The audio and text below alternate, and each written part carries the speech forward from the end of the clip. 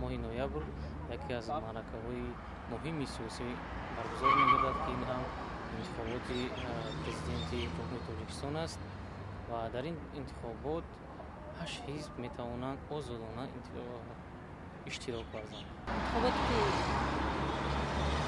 барои ҷаноби Олӣ интихоб кардани ҳака пешгирӣ малдака наврӯзия ҷашн гирифтан барномаҳо вохая ҷамомат ина баҳор да хела пешбиниҳо барномаҳои сиёсӣ баргузор кардан.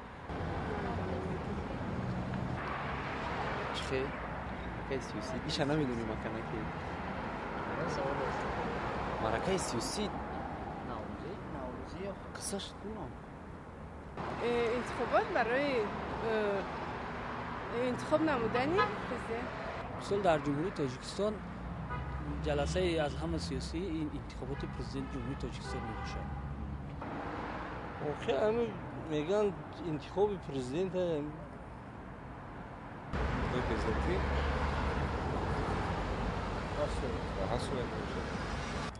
имсол насиб бошад дар Тоҷикистон тайёрӣ ба